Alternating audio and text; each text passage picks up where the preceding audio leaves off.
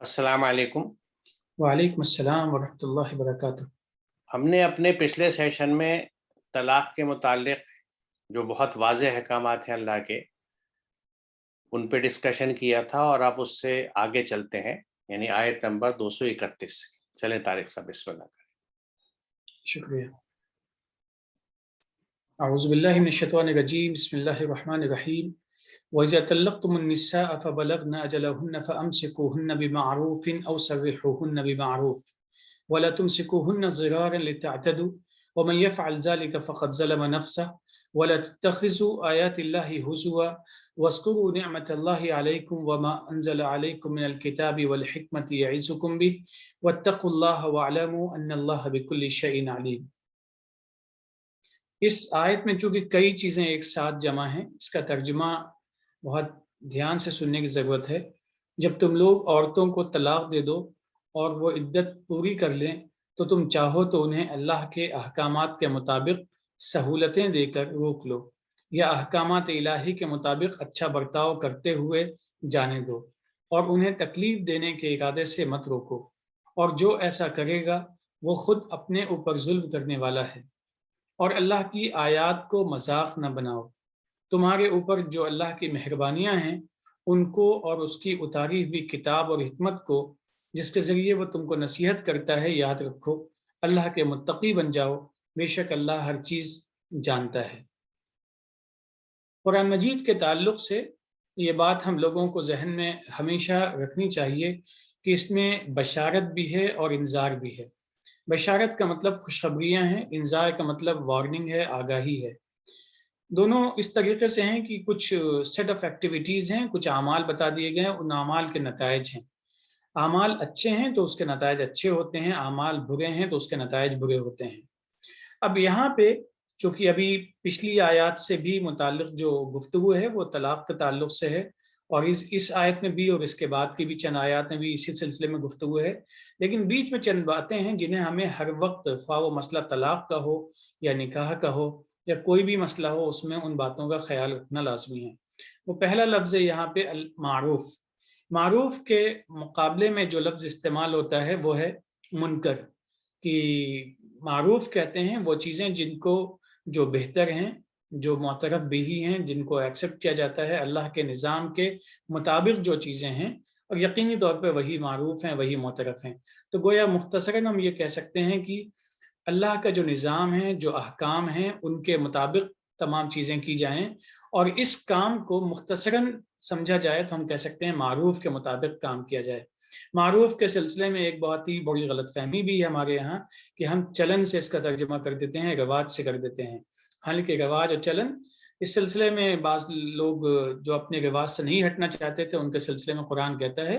कि उनका दावा ये था कि हाज़ा मा वजदना अलैहि आबाअना अल-अव्वलीन। ये तो वो बातें हैं जिस पे हम अपने आबा-ओ-अजदाद को करते हुए जैसा पाया है जैसा कि हमने। तो गोया कि रिवाज की अपनी कोई बहुत अहमियत नहीं है। हालाँकि चीज़ों को अहकामात इलाही के पैरामीटर पे हमें रख के समझने की ज़रूरत है कि वो सही हैं या गलत हैं, उसके मुताबिक करना होगा। दूसरी चीज़ यहाँ पे इस आयत में कही गई है कि वला तत्तखिज़ू आयातिल्लाहि हुज़ुआ। जो अल्लाह की आयत हैं उनको मज़ाक मत बनाओ। आयत हमारे पास दो किस्म की मौजूद हैं। एक है कायनात में जो फैली हुई आयतें हैं, उनको समझना है, बरतना है, इस्तेमाल भी करना है और मखलूक को पे गौर करके खालिक तक पहुँचने की कोशिश करनी है। दूसरी वो आयत हैं जो हमारे पास कुरान की शक्ल में, कलाम इलाही की शक्ल में हैं। अब इनके मज़मून को, इनके मफ़हूम को तोड़ के, मरोड़ के पेश किया जाए और अपने मन मुताबिक उन्हें अगर ढाल लिया जाए, तो यही अपने आप में इससे बड़ा मज़ाक शायद आयत से कोई नहीं हो सकता है। इसके बाद जो बात कही गई है, वज़्कुरू निअमतल्लाहि अलैकुम वमा अनज़ल अलैकुम मिनल किताबि वल हिकमति यइज़ुकुम बिही। पहली चीज़ जो अल्लाह ने तुम्हारे ऊपर नेमतें नाज़िल की हैं, नेमतें बेशुमार हैं, इनका शुमार हम कर ही नहीं सकते हैं। हर चीज़ नेमत ही नेमत है, उनको ज़हन में रखना चाहिए, क्योंकि जब हम नेमतें ज़हन में रहेंगी तो नेमत का देने वाला भी हमारे ज़हन में फ़ौरन आ जाएगा। और इसके बाद जो किताब नाज़िल की, जो हिकमत नाज़िल की, इसका बुनियादी मकसद क्या है वो समझा दिया है। यहाँ इस बात की तकरार, इयादा या रिपीटिशन की ज़रूरत है कि इस किताब के नुज़ूल की बुनियादी वजह क्या है, मकसद क्या है, ताकि इससे नसीहत हासिल की जाए। अब नसीहत अगर इंसान से ली जाए या किताब से ली जाए, ये एक बहुत बड़ा मसला है। ہمارے سامنے کتاب سے کے احکامات پہ جو چیزیں رکاوٹ بنتی ہیں، مختلف افراد، مختلف تقالید، مختلف چیزیں آتی ہیں جو ہمیں کتاب سے روکتی ہیں۔ قرآن کے ان صاف الفاظ کو سمجھنے کے باوجود بھی انسان اگر قرآن سے نصیحت نہیں حاصل کرتا ہے اور اس کے علاوہ چیزوں، وہ افراد کی شکلیں ہوں یا ہمارے رواج ہوں، جو بھی چیزیں اگر ان سے نصیحت حاصل کرنے کی کوشش کرتا ہے تو یقینی طور پہ کہیں نہ کہیں غلطی کے امکانات لازمی ہیں۔ تو لہٰذا اسے بھی سمجھ لینا چاہیے۔ اس کے نتائج کیا ہوں گے کہ واتقوا اللہ واعلموا ان اللہ بکل شیء علیم، کیونکہ اللہ کے علم میں تمام چیزیں ہیں، اور اگر ہم اس کے علم میں تمام چیزیں ہیں تو ہمارے اچھے برے اعمال بھی اس کے علم میں ہیں، اور پھر نتائج اسی کے مطابق سامنے آئیں گے۔ دیکھیے، معروف اور منکر کے لیے جو بات آپ نے کہی، تو اس میں دو چیزوں کو خاص طور سے یہاں مینشن کرنا چاہتا ہوں۔ ایک تو یہ کہ ہم بہت آسانی سے سمجھنے کے لیے بات کہہ سکتے ہیں کہ معروف وہ ہے جس کا اللہ نے حکم دیا ہے، اور جس چیز سے روکا گیا ہے وہ منکرات ہیں۔ تو یہ ایک طرح سے ڈوز اینڈ ڈونٹس ہیں، جو اللہ کے احکامات میں، اللہ کی کتاب میں ڈوز ملتے ہیں، ہمیں کرنے کی چیزیں ملتی ہیں، وہ معروف کا حصہ ہے، اور جن سے منع کیا گیا ہے وہ منکرات ہیں۔ رہی یہ بات کہ جیسے کہیں تراجم میں، یا اگر اس کا ترجمہ رواج یا چلن کیا جائے تو وہ تو یقیناً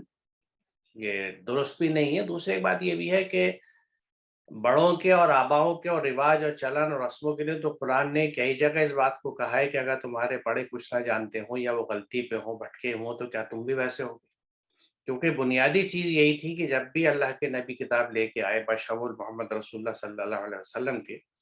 تو جس قوم پہ جہاں لائی گئی انہوں نے یہی کہا کہ بھئی ہم تو ایسے ہی کرتے آتے تھے، ہمارے آبا اجداد تو ایسے ہی کرتے تھے، ہمارے یہاں تو رسم یہی ہے، رواج یہی ہے، طریقہ یہ ہے، آپ یہ کس طریقے کی بات کر رہے ہیں؟ تو ہمیشہ اللہ کے احکامات کے مقابلے میں جو چیز سب سے زیادہ لائی گئی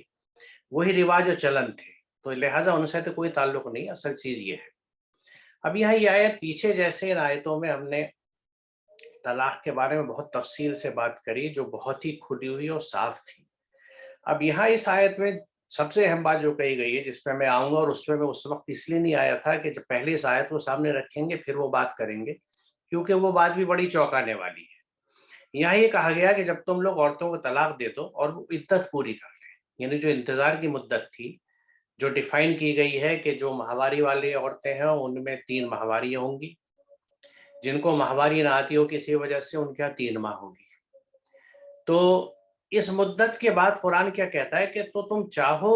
تو اللہ کے احکامات کے مطابق، یعنی معروف کے مطابق انہیں روک لو، یا معروف کے مطابق اچھا برتاؤ کرتے ہوئے جانے دو۔ اس کا کیا مطلب ہوا؟ اس کا مطلب یہ ہوا کہ جو مہلت تھی، جس کو ہم عدت کہتے ہیں، ایون عدت پوری ہونے کے بعد بھی اگر ان میاں بیوی کی زندگی میں صرف 1 یا 2 طلاق پڑی ہے تو یہ پھر نکاح کر سکتے ہیں، پھر جوڑ سکتے ہیں، جس کی وضاحت آگے آئے گی۔ پھر چونکہ یہی یہ بات چھڑ گئی ہے، اس لیے میں اس بات کو کہہ رہا ہوں کہ یہ، اب دیکھیں، اگر اس چیز کو ہم قرآن کی اس واضح ہدایت کو سمجھ لیتے ہیں تو جو ایک حلالے کے نام سے ایک غلط، یعنی حرام کاری کا طریقہ ہمارے یہاں چلا ہوا ہے، اس کی بالکل بے خنی ہو جاتی ہے، اس کی جڑیں اکھڑ جاتی ہیں، کیونکہ کسی نے اگر کسی وجہ سے غصے میں یا طلاق دے دی، ایک دفعہ کہی ہے، کتنی دفعہ بھی کہی، اور اس کے بعد وہ عورت عدت میں یا اپنی مہلت میں جو انتظار کی ہے 3 ماہ کے، اس میں رہی، مفاہمت کی کوشش ہوئی، وہ لیٹ ہوئی، پیچ اپ کرنے کی، آپس میں تعلقات سدھارنے کی جو خاندان والوں نے کری، اور اس بیچ میں وہ مدت بھی گزر گئی، یعنی عدت پوری ہو گئی، تو اس کے بعد بھی اگر مفاہمت ہو جاتی ہے، کیونکہ اس کے بعد عورت آزاد ہو گئی کہیں بھی نکاح دوسرا کرنے کی، تو اس میں جیسے پیچھے آیت میں بھی آئے تھے کہ ان کے شوہر ان کے زیادہ حقدار ہیں اس صورتحال میں، یعنی اگر اسے دوبارہ نکاح کرنا ہے تو پھر سے اپنے شوہر کے ساتھ کر لے، کیونکہ اس کی طلاق 1 یا 2 ہوئی ہے۔ یہ صورتحال تیسری طلاق کے بعد ختم ہو جاتی ہے، ساقط ہو جاتی ہے۔ تو یہاں یہ بہت اہم نقطہ ہے، کیونکہ اگر یہ معلوم ہو لوگوں کو، لوگوں کو اس کی تشہیر کی جائے، لوگوں کو بتایا جائے کہ بھئی غلطی سے طلاق پڑ گئی اور عدت بھی پوری ہو گئی، تو وہ عورت پھر چاہے تو اپنے شوہر کے ساتھ، اسی شوہر کے ساتھ جس نے طلاق دی تھی، اگر دونوں رضامند ہوں اور وہ اللہ کے احکامات کے معروف کا خیال رکھیں، تو وہ پھر سے نکاح میں آ سکتے ہیں، پھر سے ساتھ رہ سکتے ہیں۔ اب دیکھیے، اس گنجائش کے ہوتے ہوئے کسی کو بھاگنا صرف اپنی غلطی کو درست کرنے کے لیے، اور ایک ناجائز کام بلکہ زنا کرانا جو ہے، وہ کسی حالت میں بھی جسٹیفائڈ نہیں تھا، اور یہاں جس وجہ سے کری جاتی ہے وہ صرف اس لیے کہ وہ قرآن ہم نے نہیں پڑھا۔ آپ نے بالکل درست کہی یہ بات کہ ہم شخصیتوں کو لوگوں کے پیچھے بھاگتے ہیں, ہمیں کتاب کی طرف بھاگنا چاہیے. اب یہاں دیکھیے اسی بات کے لیے آگے اور چلتے ہیں کیا لکھا گیا ہے. اب دوسری صورتحال یہ ہے کہ اگر ان کو ہم نے روکنا نہیں ہے, یعنی طلاقیں ہو گئی اور ان کو جانے دینا ہے کیونکہ پیچ اپ نہیں ہوا, مفاہمت نہیں ہوئی, تو اس کے بعد بھی یہ کہا گیا ہے کہ کسی حرکت سے, کسی وجہ سے مرد ان کو لٹکا کے نہ رکھے. یعنی اگر معاملہ یہ ہونا ہے کہ بھئی ان کو جو ہے سامان یا کچھ مال دینا ہے تو اس میں بھی احسن رویہ رکھنا ہے. یعنی کسی بھی وجہ سے ان کو, یا کوئی شخص یہ سوچے کہ اچھا اس سے مجھے بہت ستایا تھا, میں دوبارہ اس سے یعنی رجوع کر لیتا ہوں, نکاح کر کے شادی میں لے آتا ہوں, پھر اس کے دماغ ٹھیک کروں گا. تو یہ واضح کہا گیا ہے کہ انہیں تکلیف دینے کے ارادے سے مت روکو. یعنی اگر آپ عورت کو پھر سے روکتے ہیں, اسے اپنے گھر آباد کرنا چاہتے ہیں, اس سے پھر سے نکاح کر کے ساتھ رہنا چاہتے ہیں, تو اس میں نیت آپ کی صاف ہو, ایک اچھی زندگی گزارنے کی نیت ہو, بچوں کی اچھی تربیت کی نیت ہو, خوشحال ازدواجی زندگی کی نیت ہو کہ ایک اچھی میٹریمونیل لائف ہم گزاریں گے ساتھ رہ کے, اپنی اپنی غلطیوں کی اصلاح کر کے. انہیں ستانے کے لیے نہیں روکنا. یہ بات کیٹیگری اور یہ بات کہی گئی اور جو ایسا کرے گا وہ خود اپنے اوپر ظلم کرنے والا ہے. یعنی ایسا کر کے اگر ہم یہ سمجھیں کہ میں عورت کو ستا رہا ہوں, یہ عورت یہ سوچے کہ میں مرد کو ستا رہی ہوں, تو یہ سوچنا غلط ہے, کیونکہ در حقیقت جو بھی ایسا کر رہا ہے وہ اپنے اوپر ہی ظلم کر رہا ہے. کس طرح ظلم کر رہا ہے کہ اللہ کے واضح احکامات سے ہٹ رہا ہے, تو ایک تو اللہ کا باغی ہو رہا ہے, گناہ گار ہو رہا ہے, دوسری کہ اس کے نفس کو ڈیمیج ہو رہا ہے. جس نفس کی گروتھ اسے کرنی تھی, اپنی جس شخصیت کو, اپنی انر سیلف کو, اس کو اچھے اعمال کر کے, اچھے کام کر کے, اچھے بول بول کے سدھارنا تھا اور اس شیپ میں لانا تھا کہ وہ قلب سلیم کی کیفیت میں آ جائے, جو اللہ تعالیٰ کے اس کی پذیرائی ہو, اور وہ اللہ کی رحمتوں کا منتظر رہے کہ اس کو اس دن بخش دیا جائے گا, اس کا حساب ہلکا ہوگا اور اللہ کی رحمت اس کے اوپر ہوگی. تو یہ توقع وہی لوگ کر سکتے ہیں, جیسے پیچھے سورہ بقرہ میں آیا تھا, یہ جو اللہ پہ ایمان لاتے ہیں, اپنے رخ اور اپنے جو طریقہ کار ہیں زندگی کے وہ چینج کرتے ہیں, اور اس میں اللہ کی راہ میں جدوجہد کرتے ہیں, وہ اللہ کی رحمت کے متمنی ہو سکتے ہیں. اب اس طرح کی حرکتیں کرنے میں اب اللہ کی رحمت کے متمنی کہاں ہوں گے؟ جہاں جن چیزوں کو قرآن نے واضح طور سے, اس میں کوئی گجلت پن نہیں ہے, کوئی پیچیدگی نہیں ہے, کوئی ایسے فلسفیانہ بدھی نہیں ہے جس کو سمجھانے کے لیے بہت ہی عقل اور فہم اور علم کی ضرورت ہو, سیدھی سیدھی بات کہی جا رہی ہے کہ اگر ان کو روکو تو بھلی نیت سے روکنا, ستانے کی نیت سے, برے ارادے سے روکو گے تو اس کے لیے اللہ کی پکڑ ہے, اور جو ایسا کرے گا وہ خود اپنے اوپر ظلم کرنے والا ہے. کیونکہ بات یہی کہ نہیں ہے, ہم جہاں کہیں بھی اللہ کے احکامات سے ہٹتے ہیں, مثال طور پہ آج کل ایک عام بات ہے کہ کاروبار ہو یا کام کی جگہ, ہر جگہ آدمی اس کو اسمارٹنیس سمجھتا ہے کہ میں زیادہ سے زیادہ فائدہ اٹھا لوں, سہولت اٹھا لوں, زیادہ نفع لے لوں, محنت کم کروں, کام کم کرنا پڑے, آنکھ بچا کے کچھ شارٹ کٹ مار کے کام کو اپنے لیے آسان کر لوں. یہ سب چیز وہ ہے جس کی اللہ نے ممانعت کی ہے, کیونکہ اللہ تعالیٰ نے ہر چیز کے ساتھ انصاف کا حکم دیا ہے, ایمانداری کا حکم دیا ہے, اور ٹرانسپیرنسی کا حکم دیا ہے کہ ہر چیز معروف طریقے سے کرو, ایمانداری سے کرو, انصاف کے ساتھ کرو. تو جب آپ ایسا کر رہے ہیں تو آپ کو لگتا ہے کہ ہو سکتا ہے کچھ پیسے آپ زیادہ کما لیں, ہو سکتا ہے کچھ وقت آپ کا بچ جائے, ہو سکتا ہے کچھ محنت آپ کی بچ جائے, لیکن یہ چیٹنگ ہے, یہ دھوکہ ہے, بے ایمانی ہے, اللہ اس کو پسند نہیں کرتا. تو اس میں آپ کے اندر ٹوٹ پھوٹ ہوتی ہے, آپ کو کچھ مادی فائدے ہو جاتے ہیں کہ کچھ وقت مل گیا زیادہ یا پیسے زیادہ مل گئے, لیکن اندر نفس خراب ہو گیا. اس نفس کی جو گروتھ ہونی چاہیے تھی, جو وہ اپنی آلودگیوں سے, اپنے پالوشن سے باہر نکلے, جو اس کی گندگی ہے, یعنی وہ صحیح معنوں میں طہارت حاصل کر سکے, اس کی گروتھ ہو سکے, وہ نہیں ہوتی. تو یہاں پہ یا کہیں بھی جب ہم اللہ کے احکامات سے ہٹتے ہیں تو اپنے اوپر ہی ظلم کرتے, کسی کا حق مار کے, کسی کی جائیداد قبضہ کر کے, کسی کے پلاٹ قبضہ کر کے, کسی کمزور بے سہارا کے مال کو دبا کر, کیونکہ میرے پاس طاقت تھی, جگاڑ تھے, کاغذ تھے, وصیت میرے پاس تھی, میں نے ہیر پھیر کر لی, تو اس میں آپ نے اس کو نقصان نہیں پہنچایا. اپیرنٹ یہ لگتا ہے کہ ہم نے اس کو برباد کر دیا, نہیں, برباد ہم ہو گئے.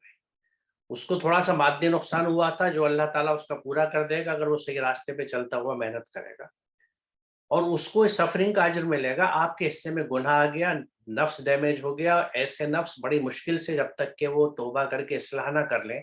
جنت کے لائق نہیں بنتے، اللہ کی رحمت کے مستحق نہیں ہوتے، اس بات کو ذہن میں رکھنا چاہیے۔ اس کے بعد بڑی سخت بات کہی گئی ہے، اور اللہ کی آیت کو مذاق نہ،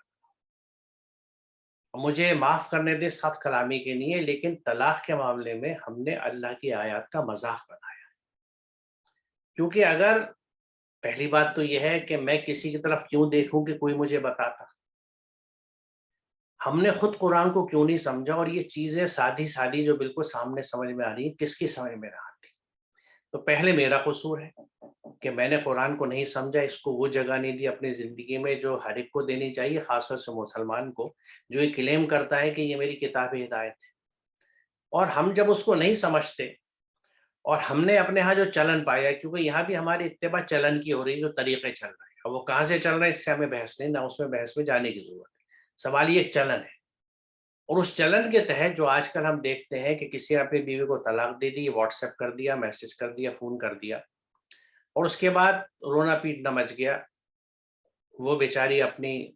عدت میں چلی گئی مدت پوری کرنے کے لیے،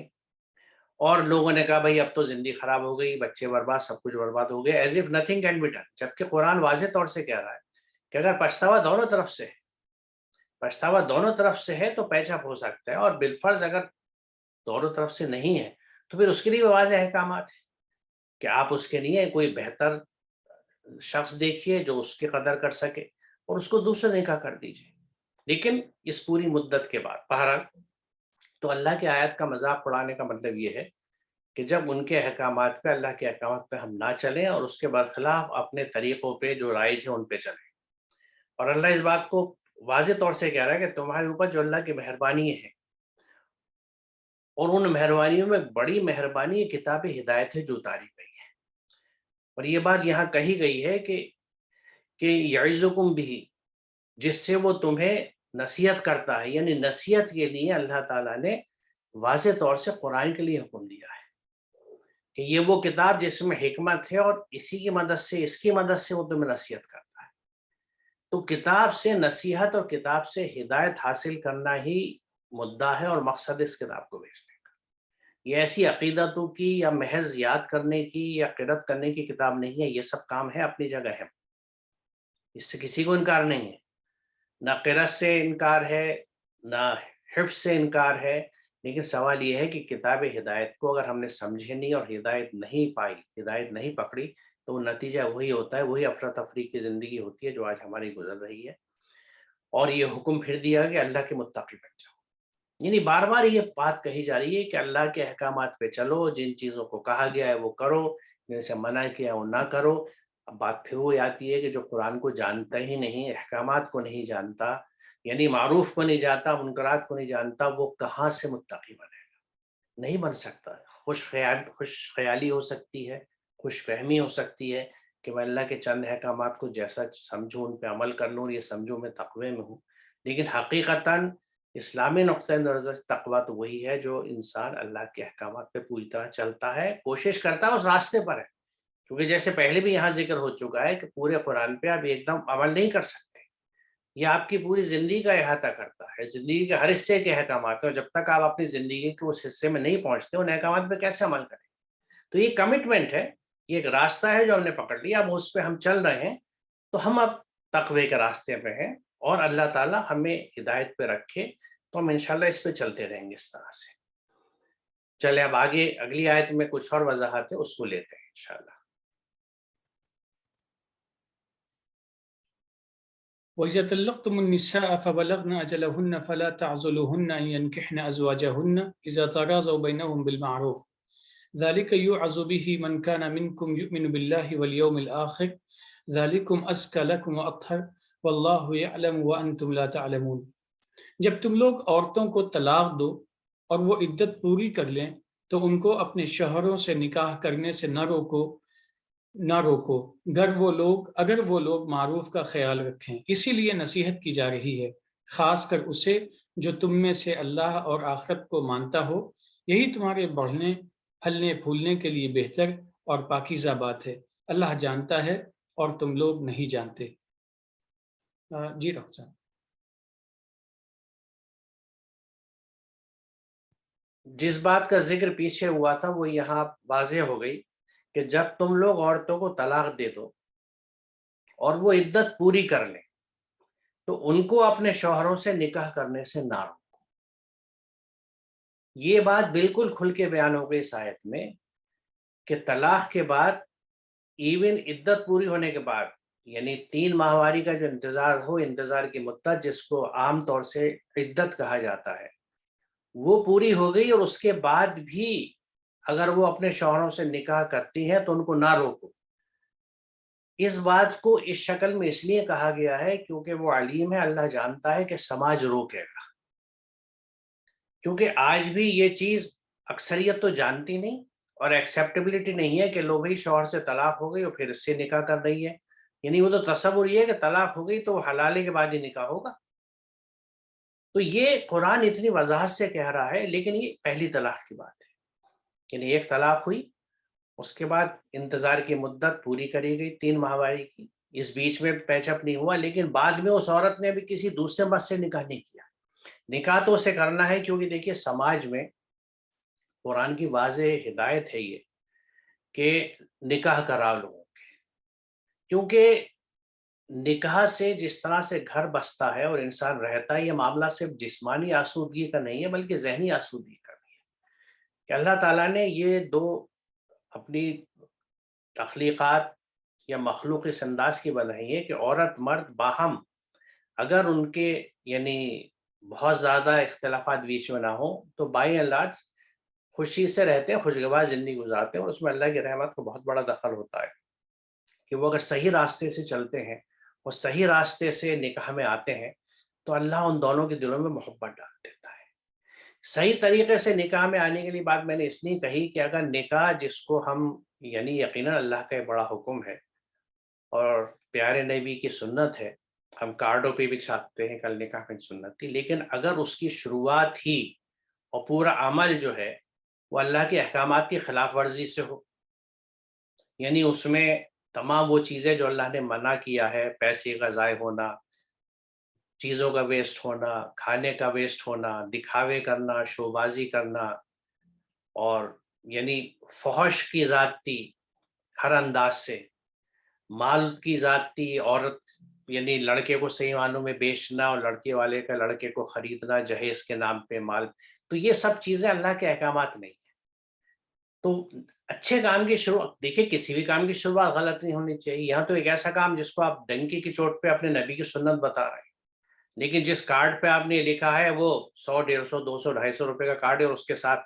مٹھائی کا میوے کے ڈبے بھی ہزار ہزار روپے کے بٹ رہے ہیں، تو یہ سب شو بازی جو ہے یہ اس کا حصہ نہیں ہوتی۔ تو جب شروعات غلط کرتے ہیں اور آپ اللہ کی باغی بن کے اللہ کی آیتوں کو جھٹلا کے کام کریں گے تو وہاں پھر اس کی خاص رحمت ہو تو بیچ میں دلوں میں محبت ڈال دے، ورنہ بظاہر اس حقیر کو طالب علم کو ذرا سا مشکل لگتا ہے کہ ایسی چیزوں میں محبت کہاں سے آئے گی۔ اسی لیے میاں بیوی میں آج وہ محبت اور جذبات اور الفت نہیں ہے، کیونکہ مال بیچ میں آ گیا ہے، مادیت بیچ میں آ گئی ہے۔ میں نے بارہا جہیز کے تعلق سے یہ بات کہی ہے کہ جو بیٹی یہ دیکھتی ہے کہ میرے ماں باپ نے اس شادی کے لیے کتنی پریشانیاں اٹھائی ہیں، وہ کبھی بھی دل سے اپنے سسرال اور شوہر سے نہیں جوڑ سکتی، کیونکہ اس کے دل میں ہمیشہ یہ کرب یاد رہے گا، یہ تکلیف رہے گی کہ میرے ماں باپ کو ستایا گیا ہے، اور بعد میں بھی اگر ہم ستاتے رہتے ہیں تو اس سے دلوں کے رشتے ہی نہیں بنتے ہیں۔ تو وہ ہم دیکھیے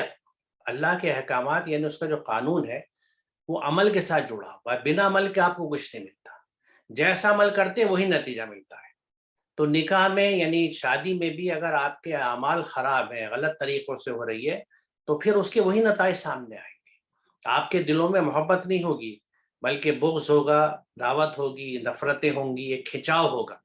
اور اس کا اثر آپ پہ نہیں آپ کی اولادوں بھی پڑتا ہے، یعنی نسلیں آپ اپنی خراب کر لیتے ہیں چند ٹکوں کے لیے، چند پیسوں کے لیے، اور اپنی بد اخلاقی اور یعنی بھاؤ تاؤ دکھا کے رشتوں میں۔ تو یہ بات بہت اہم ہے جو ذہن میں رکھنی چاہیے۔ تو یہاں پہ یہ واضح حکم ہے کہ طلاق کے بعد عورت اپنے پہلے شوہر سے مل سکتی ہے، اس سے نکاح کر سکتی ہے، اس کے بعد یہ لوگ ساتھ رہ رہے ہیں، بہت اچھی بات ہے، لیکن پھر اگر کھچاؤ آتا ہے تو پھر لوگ بیٹھیں گے خاندان کے، مفاہمت کی، پیچ اپ کی، صلح صفائی کی کوشش ہوگی، پھر وہ بات ٹوٹتی ہے اور طلاق ہوتی ہے،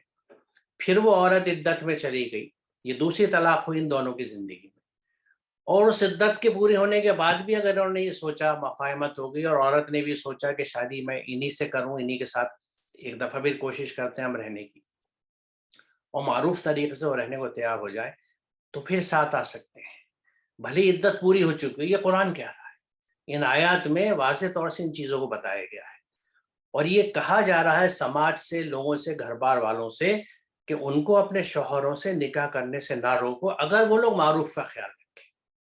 یعنی اللہ کے احکامات کے تحت زندگی گزارنے کا خیال رکھیں، اور کسی قسم کی یعنی نیگیٹیوٹی یا منفی سوچ ان کے اس فیصلے کے پیچھے نہ ہو۔ اور یہ بات کہی گئی کہ اسی لیے یہ نصیحت خاص ان لوگوں کے لیے کی جاتی ہے جو اللہ اور آخرت کو مانتے ہو، یعنی اس کو اس طرح سے جوڑ دیا گیا کہ جو لوگ یہ حرکتیں کرتے ہیں، یعنی ان احکامات کے خلاف جاتے ہیں، یا تو ان عورتوں کو شادی نہیں کرنے دیتے واپس شوہر سے، یا شادی کرنے والے پارٹنر دل میں بغض رکھ کے یا کچھ الٹی پلاننگ کر کے پھر سے شادی میں آتے ہیں کہ اب ان کو میں ستاؤں گا یا ستاؤں گی، یا میں ان کو روک کے رکھوں گا، یا میں یہ کروں گا، یا میں یہ کروں گی، اس طرح کی چیزیں جو ہیں، اور اللہ کے احکامات کے تحت زندگی نہ گزارنے کو تیار ہے، نہ آگے گزاریں گے، تو اللہ تعالیٰ یہ کہتا ہے کہ یعنی یہ وہ لوگ ہوئے جو اللہ اور آخرت پہ یقین نہیں رکھتے، کیونکہ دیکھیے ایمان کا تعلق، بارہا یہ بات یہاں ہوئی ہے کہ ایمان محض ایک عقیدے کا یا فیتھ کا یا بلیف کا نام نہیں ہے، it is the way you act, it's the way we act, ہم جس طرح عمل کرتے ہیں، جو ہماری ڈیڈس ہوتی ہیں، ہمارے اعمال جو ہوتے ہیں، اگر ہم اللہ پہ ایمان رکھتے ہیں، اس کی کتاب پہ، اس کے رسولوں پہ، اس کی ملائکہ پر، تو ہمیں اس کے قانون اور اس کے احکامات پہ بھی نہ صرف یہ کہ ایمان اور یقین رکھنا ہوگا، بلکہ وہ پھر ہمارے عمل میں دکھنے چاہیے۔ اب یہ ہماری زندگی کا اتنا اہم شعبہ، جس پہ اتنے چرچے، ہنگامے اور کیا کیا نہیں ہو چکا، اور کتنے گھرانے اس کی وجہ سے نہیں ٹوٹے، اس کو بھی اگر ہم اللہ کے احکامات کی روشنی میں حل نہیں کرتے، تو ہم اللہ کی کس رحمت کا انتظار کر رہے ہیں، اور کیوں کر رہے ہیں؟ وی آر ناٹ جسٹیفائڈ اللہ کے احکامات سے، کیونکہ دیکھیے یہ بہت اہم مسئلہ اس لیے ہے کہ یہ دو میاں بیوی کے رشتے نہیں ٹوٹتے، بلکہ دو خاندان ٹوٹتے ہیں، اور اس سے اہم بات یہ ہے کہ یعنی دو نسلیں یا تین نسلیں متاثر ہوتی ہیں، لڑکے لڑکی کے والدین، وہ لڑکا لڑکی خود جن کے طلاق ہوئی، اور ان کے بچے، اور بچے سب سے اہم ہے کیونکہ کل کی ہماری جنریشن، ہماری نسل، یہی بچے ہیں، اور شادی کے ٹوٹنے کا اثر ان پہ کیا جاتا ہے، ان پہ پڑتا ہے، یہ قدرتی بات ہے، اس لیے بات کہی جا رہی ہے کہ اللہ پہ ایمان رکھتے ہو، اس کے احکامات پہ چلتے ہو، اور آخرت پہ یقین۔ آخرت کا مطلب یہ ہے کہ جواب دہی، آنسریبلٹی، ہم جواب دیں کسی کو، ہمارا حساب ہونا ہے، تو وہ لوگ ایسا نہیں کر سکتے۔ اور یہ بات جو کہی گئی ہے ذالکم ازکیٰ لکم ہے، یہاں ازکیٰ وہی گروتھ کے معنی میں ہے، جو یعنی تمہارے بڑھنے اور پھلنے پھولنے کے یہی طریقہ بہتر ہے، کیونکہ جیسا یہاں ذکر بارہا ہوا ہے کہ ہم جب اچھے اعمال کرتے ہیں تو اس سے ہمارے نفس کی گروتھ ہوتی ہے، اور یہی گروتھ ہمارے نفس کو وہ قالب عطا کرتی ہے، اس شکل میں لے کے آتی ہے جو جنت کے معاشرے کے لیے اور جنت کے لیے ہم توقع کرتے ہیں کہ فٹ ہوگا، کیونکہ اللہ کے احکامات پہ عمل کر کے، تو اس سے نفس کی گروتھ ہوتی ہے۔ اور جیسا میں نے ابھی کہا کہ جب ہم اللہ کے احکامات کے خلاف جاتے ہیں، ان سے بغاوت کرتے ہیں یا ان کی تکذیب کرتے ہیں، تو ہمارے نفس کی میں گراوٹ آتی ہے، یعنی ایک طرف کنسٹرکٹیو کام ہوتا ہے، ایک طرف ڈسٹرکٹیو کام ہوتا ہے، اندر سے ٹوٹ پھوٹ ہوتی ہے، نفس نیچے گرتا چلا جاتا ہے، یہی سمجھیے کہ وہ سیاہ ہوتا چلا جاتا ہے، اس میں سے نور ختم ہوتا چلا، جس طرح آپ سمجھیں، لیکن حقیقت یہ ہے کہ وہ نفس ایک اچھا اور بہترین نفس نہیں بنتا، اچھے قالب میں نہیں آتا۔ تو جب آپ اللہ کے احکامات پہ عمل کرتے ہیں تو اس طریقے کے لیے خاص طور سے یہ بات کہی گئی ہے کہ اس سے تمہارے پھلنے پھولنے کا موقع ہے، اور اس سے تمہاری طہارت بھی ہے۔ اب یہاں طہارت ظاہری جسمانی نہیں ہے، کیونکہ ان چیزوں کو کرنے سے کوئی آدمی ایسا نہیں ہوتا جیسے نہا دھو لیا، لیکن اس کا ذہن، اس کا قلب، اس کا دل و دماغ صاف ہو جاتا ہے، نیگیٹیوٹی اور وہ تمام چیزیں جن کی وجہ سے اس سے کچھ غلطیاں ہوئی تھیں، اس نے اصلاح کری، کیونکہ پھر سے رجوع کیا، پھر سے نکاح میں آ گئی، یہ اصلاح ہو گئی تھی، تو اب وہ پھر سے ایسا نہیں کرتے، تو یہ ان کی یعنی قلب و ذہن کی بھی تطہیر ہے، صفائی ہے، اور اس صفائی کی اور اس بڑھوار کی بہت اہمیت ہے، کیونکہ ایک ہماری گروتھ ہوتی ہے جو ہم سماجی طور سے سمجھتے ہیں کہ اپورڈ سوشل موبلٹی سے، کہ ہمارے اسٹیٹس بڑھ رہے ہیں، مکان بڑا ہو گیا، گاڑیاں بڑھ گئی، مال و دولت میں اضافے ہو گئے، یہ گروتھ جو ہے یہ وقتی طور سے یا مادی طور سے اچھی ہے، اور یہ آخرت کے لیے بھی اچھی ہو سکتی ہے اگر ہم ان مالوں کے بڑھنے کو یا اپنے کسی بھی حیثیت کے بڑھنے کا صحیح استعمال کریں۔ یعنی اللہ کی جو بھی نعمت آئی ہے، اگر اس کو اللہ کے احکامات کے حساب سے ہم استعمال کرتے ہیں تو ہماری دنیا اور آخرت دونوں سدھرتی ہے۔ کسی کے پاس پیسہ آ رہا ہے اور بے حساب آ رہا ہے تو اس کو اگر وہ دوسروں پہ خرچ کرتا ہے اور دوسروں کے لیے کھڑا ہو گیا تو پھر یہ اس کے لیے دنیا آخرت دونوں میں بھلائی کا سبب بنے گا، اور اس سے پھر اپنی زندگی سدھارنے کے لیے، اپنی مادیت کا اظہار کرنے کے لیے کھڑا ہو گیا تو اس سے اسے دنیا میں تو کچھ شاید مل جائے، آخرت میں نہیں ملے۔ تو یہ اس لیے اللہ کے احکامات پہ عمل کرنا بہت ضروری ہے کہ اس سے دل دماغ کی صفائی بھی ہوتی ہے اور گروتھ بھی ہوتی ہے۔ اور بڑی بات صرف یہ ہے کہ اللہ جانتا ہے اور ہم نہیں جانتے، کیونکہ اللہ ہر اس بات کو جانتا ہے جو ہم کرتے ہیں اور اس کے اثرات کیا ہوتے ہیں۔ ہمیں اس نے ہدایت دی ہے، مثالیں دے کے سمجھایا ہے، لیکن ظاہر ہے ہر بات کا علم اسے ہے، اس کا علم مکمل ہے، لیکن جتنا ہمیں دیا ہے وہ ہماری زندگی سدھارنے کے لیے کافی ہے۔ چلیے طارق صاحب، اب اس سلسلے کی اگلی آیت لیتے ہیں۔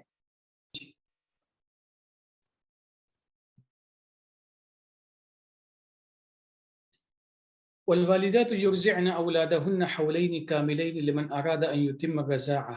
وعلى المولود له رزقهن وكسوتهن بالمعروف لا تكلف نفس إلا وسعها لا تضار والدة بولدها ولا مولود له بولده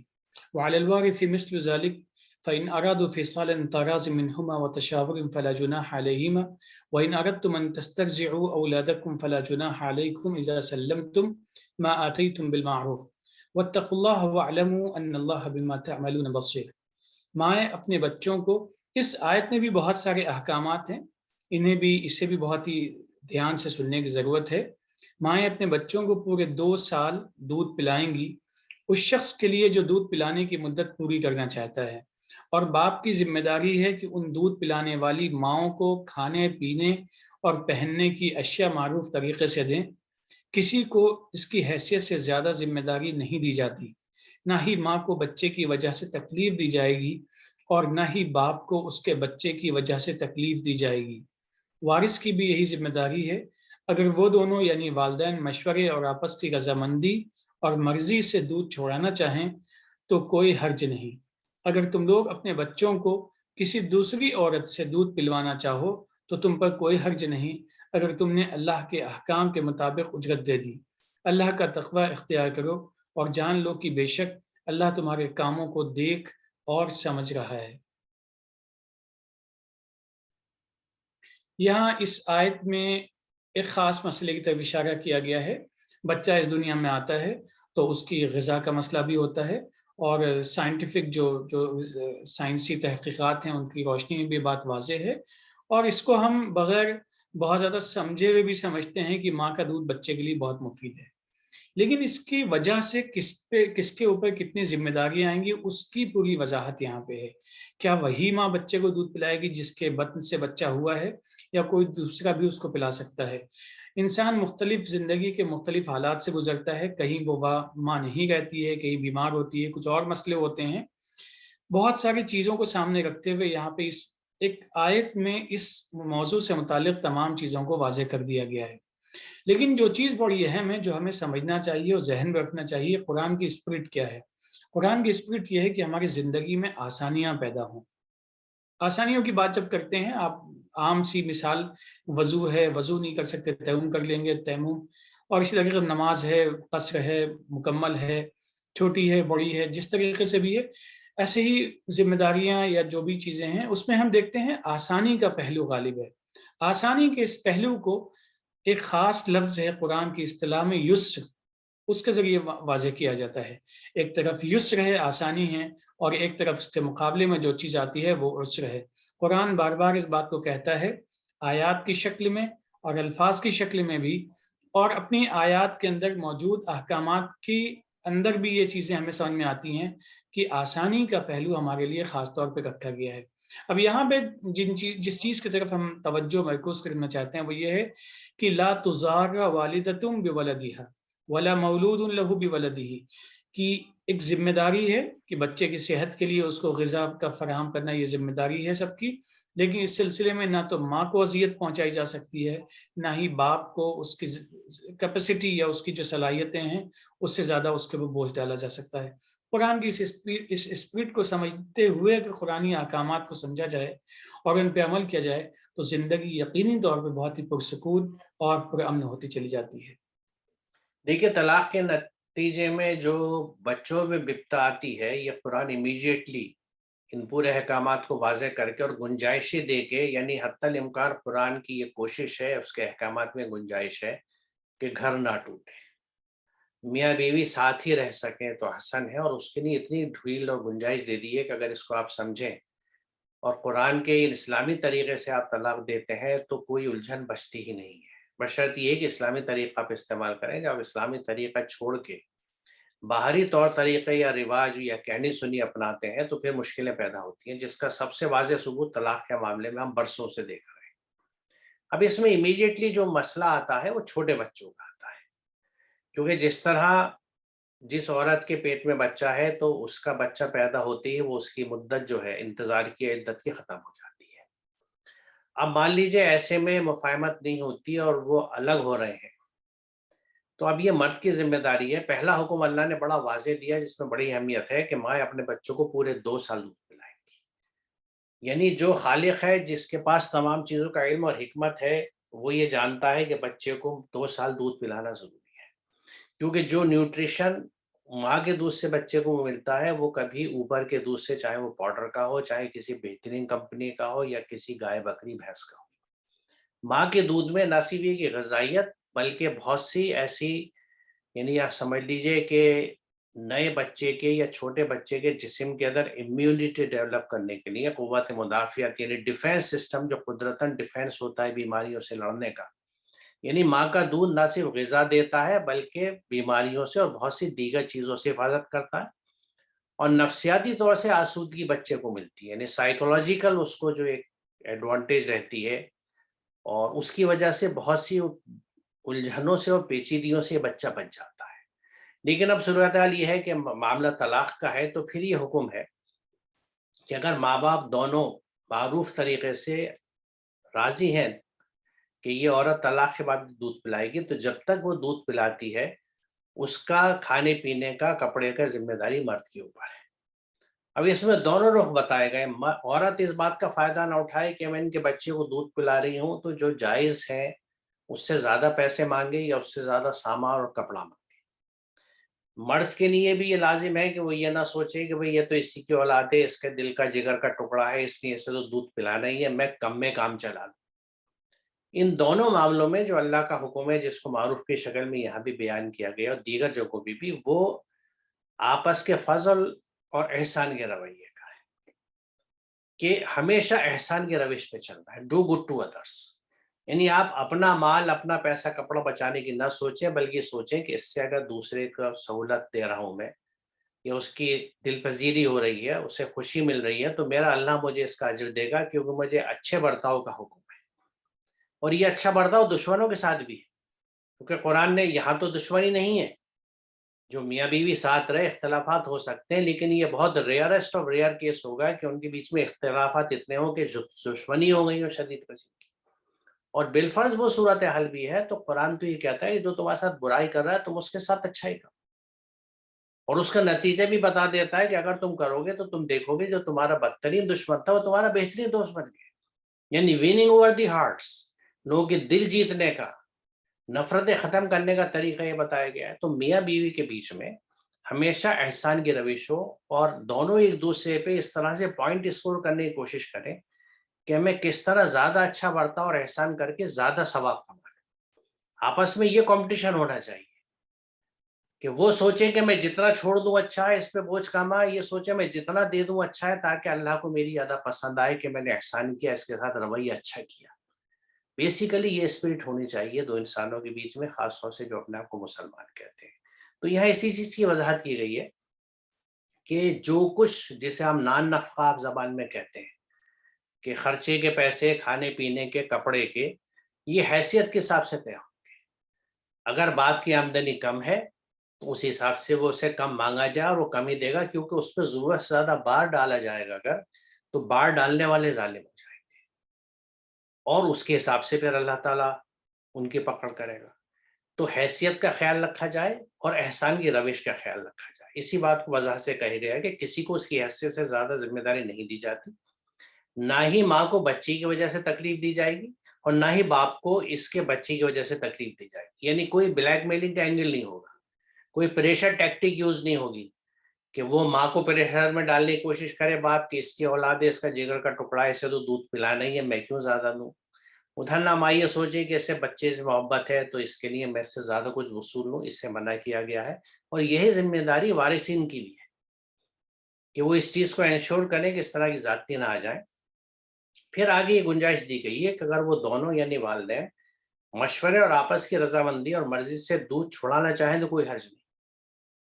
یعنی اگر وہ یہ چاہتے ہیں کہ بھئی ہمیں دودھ چھڑانا ہے اور بچہ جو ہے وہ الگ ہوگا جس کے پاس بھی جا رہا ہو، لیکن ماں باپ الگ ہیں تو وہ بچہ بھی الگ ہی ہوگا، ماں سے اگر الگ ہے تو پھر وہ دودھ چھڑانا ہو جائے گا، تو اس میں بھی کوئی حرج نہیں ہے۔ لیکن اس کو ہم ذہن میں رکھیں کہ بچے کے لیے دودھ پلانا اہم ہے، اس لیے ہم کوشش یہی کریں کہ بچے کو ماں کا دودھ پلائیں، اور اگر ماں کا دودھ نہیں ہم پلانا چاہتے، کسی وجہ سے ایسی علیحدگی ہو گئی ہے یا بیماری کی وجہ سے ماں دودھ نہیں پلا سکتی، تو ہم پھر کسی ایسی عورت کا انتظام کر لیں جو بچے کو دودھ پلا سکے۔ یعنی یہاں پہ بھی دیکھیے قرآن جو ہے ہمیں یہ وزڈم دے رہا ہے کہ آپ بوتل کے دودھ یا جانور کے دودھ پلانے کے بجائے کسی بچے والی عورت سے رابطہ کر لیں، اس سے معاملہ طے کر لیں، اسے آپ قیمت اجرت پیسے دے دیں دودھ پلانے کے، دودھ پلائی کے پیسے، لیکن عورت کا دودھ پلائیں۔ اگر ماں کا نہ ہو تو کسی اور عورت کا ہو جو اپنے بچے کو دودھ پلا رہی ہو، دوسرے بچے کو اگر وہ لیتی ہے تو اللہ تعالیٰ برکت دیتا ہے اور ان دونوں بچوں کا پیٹ بھرتا ہے۔ اور بچے کو کم از کم غذائیت کے نقطہ نظر سے، اگر کسی اور سائیکولوجیکل اینگل کو بھی نکال دیں، تو کم از کم غذائیت اور پروٹیکشن کے پوائنٹ آف ویو سے اسے ایک عورت کا دودھ ملتا ہے۔ اور اس کے لیے بھی یہ حکم ہے کہ اجرت ٹھیک سے طے کرو، یعنی اگر تمہارے پاس کشادگی ہے تو کوشش نہ کرو کہ اس کے پیسے کاٹیں۔ ہمارے ایک عام نفسیات ہے کہ ہم اگر کسی مال میں یا شاپنگ پلیس پہ شاپنگ کرنے جاتے ہیں، چاہے وہ گاڑی سے لے کے ہمارے کپڑوں تک ہو، تو ہم وہاں بارگیننگ نہیں کرتے۔